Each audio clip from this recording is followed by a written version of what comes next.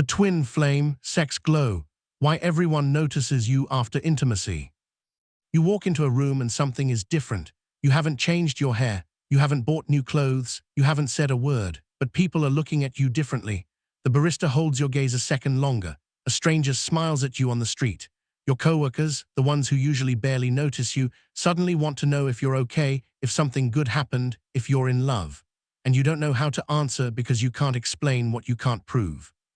But you feel it, that warmth still lingering under your skin, that soft hum in your chest, that strange, quiet confidence that showed up overnight and refuses to leave.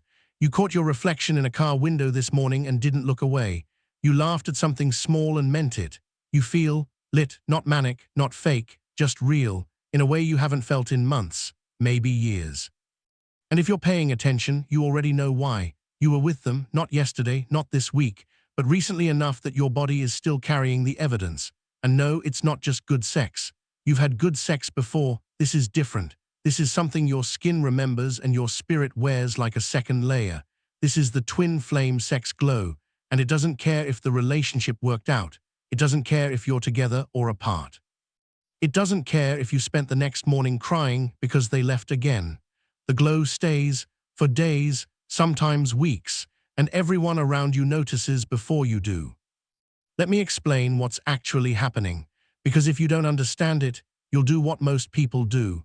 You'll assume the glow means you should go back. You'll confuse the aftereffects of sacred intimacy with a sign that the relationship is healthy. And that confusion will keep you trapped in a cycle of chasing the feeling instead of honoring the lesson. Here's the truth. When two twin flames come together physically, something happens that transcends the physical. Their energy bodies merge, their electromagnetic fields entangle, and in that merging there is a transfer, not of fluids, of light. Ancient traditions called it the exchange of prana, of chi, of life force. Modern biology might call it the exchange of hormones, neurochemicals, and bioelectric information. Both are correct. Both point to the same mystery. When you are truly intimate with your twin flame, you are not just sharing pleasure. You are sharing vitality. You are sharing the raw material of life itself. And that vitality, that life force, radiates outward. It saturates your skin. It brightens your eyes. It softens your jaw. It changes the way you move, the way you breathe, the way you take up space in the world.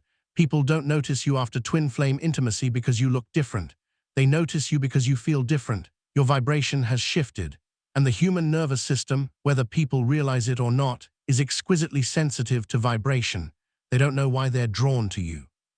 They just know they are. Psychologically, what's happening is equally powerful. Intimacy with your twin flame activates every attachment circuit in your brain. Oxytocin floods your system, dopamine follows, serotonin stabilizes, cortisol, the stress hormone, drops significantly. Your body feels safe, not because your mind believes it, because your nervous system has been temporarily recalibrated by the deepest kind of connection, and that recalibration shows up in your behavior. You make more eye contact. You smile more easily. You speak more slowly, more warmly. You are, for a window of time, the most regulated version of yourself, and people are starving for that energy. They feel it. They want to be near it. They may not even know why. But here where it gets complicated, and this is the part no one talks about. The twin flame sex glow is real. It is powerful. It is transformative, but it is not proof that the relationship is good for you. In fact, some of the most powerful glows come from the most toxic twin flame dynamics, because the intensity of the connection, the push and pull, the trauma bond, the fear of loss, all of that actually amplifies the neurochemical exchange. Your brain releases even more bonding chemicals when it senses that the connection is at risk. So the glow can be strongest after a reunion that you know deep down was a mistake, after a night that felt like heaven followed by a morning that felt like hell. You glow brighter than ever, and that glow lies to you. It whispers, see, this is real. See, this is meant to be.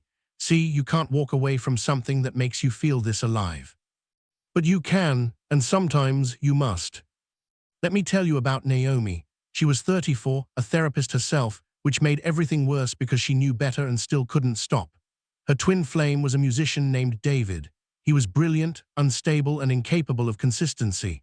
He would disappear for weeks, sometimes months, then show up at her door at midnight with flowers and apologies and that look in his eyes that made her forget every promise she had made to herself. and every time she would let him in. And every time, the intimacy was breathtaking, not because it was technically perfect, because it was spiritually volcanic. They would lie awake until 3 in the morning, not talking, just breathing together, and Naomi would feel something she rarely felt with anyone else: complete and total presence.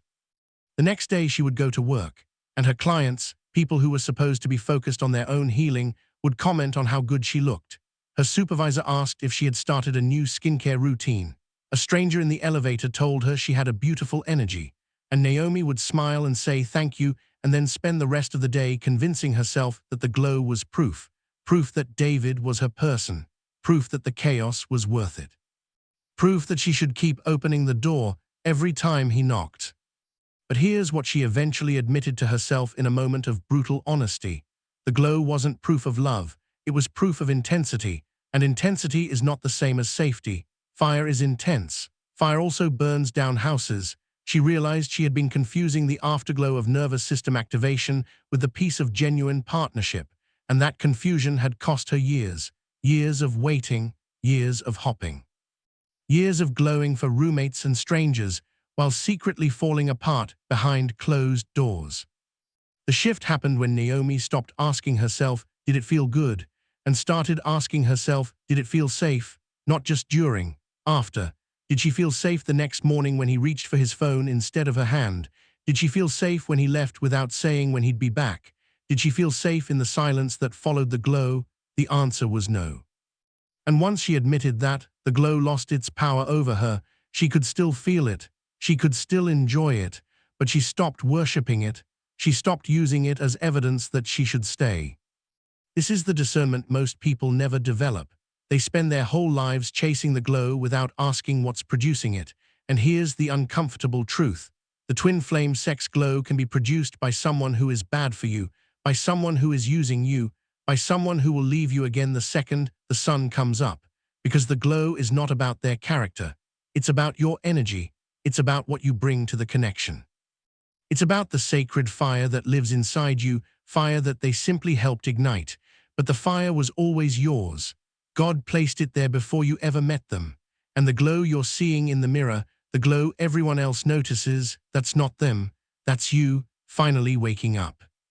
Think about it this way: a candle doesn't glow because of the match. The match just provides the spark. The candle glows because of the wax in the wick, because of the oxygen in the room, because of the chemistry that was waiting for that spark to arrive. Your twin flame was the match, but you are the candle, and the glow belongs to you, which means you can keep glowing even after the match is gone, even after they leave, even after they choose someone else, even after they break your heart for the 10th time. The spark happened, the fire is lit, and no one can put it out except you. This is where God's design becomes breathtakingly clear. God didn't create the twin flame sex glow to tether you to another person.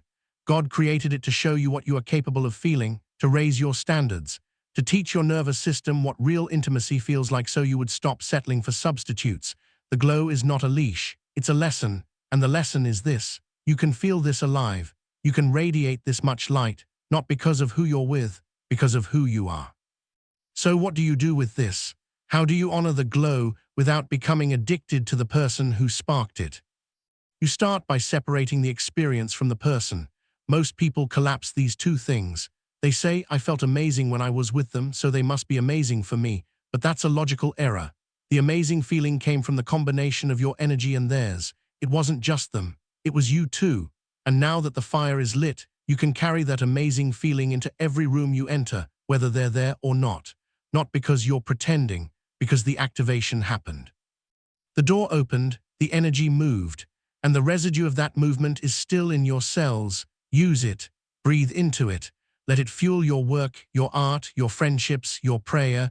Don't hoard it for the next reunion that might never come. The second thing you do is stop performing the glow for them. Don't post more on social media when you're feeling lit so they'll see what they're missing. Don't dress differently hoping they'll notice. Don't fake happiness to prove you've moved on. The glow is not a weapon. It's not a tool of manipulation. It's a sacred byproduct of sacred connection. When you use it to get attention, you cheapen it. And you train your own brain to associate the glow with strategy instead of presence. Let the glow be for you. Let it be the quiet evidence that you are alive, that you are healing, that you are becoming someone who can hold light without needing a specific person to validate it. And here's the hardest part. You might have to glow alone. You might walk into rooms full of people who notice you, compliment you, want to be near you, and still go home to an empty bed. That emptiness will tempt you to call them, to text them, to recreate the conditions that produced the glow in the first place. But don't. Not because you don't miss them, because you're finally learning the difference between loneliness and solitude. Loneliness says, I need someone to complete me. Solitude says, I am complete, and I am choosing to share my completeness. The glow is not a cry for help. It's a sign that you're ready to help yourself. Let me offer you a practice. The next time you notice the glow, the next time someone comments on how good you look or how different you seem, don't automatically attribute it to the last time you were with your twin flame. Instead, take a breath, close your eyes for 3 seconds, and silently thank your own body, thank your own spirit, thank the God who designed you to radiate life force. Say to yourself quietly, this light is mine, it always was. And I will not give away the credit for my own radiance to someone who cannot stay. That is not arrogance, that is alignment. That is remembering who you were before they ever touched you, before they ever looked at you, before you ever knew their name. You were already glowing. The world just hadn't noticed yet, and now it does. And that has nothing to do with them and everything to do with you finally stepping into the version of yourself that was always waiting. The twin flame sex glow is a gift. But like all gifts, it can be used wisely or wasted. Wasted means you chase the feeling by chasing the person. Wasted means you settle for nights of chaos because the mornings make you feel beautiful. Wasted means you glow for everyone except yourself. Wisdom means you receive the gift, you honor the source, and then you carry the fire forward, not back to the same old door, forward.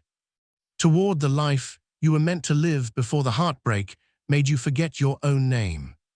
And here's what happens when you do that. The glow stops being temporary. It stops being something that fades after a few days and needs to be replenished by their touch.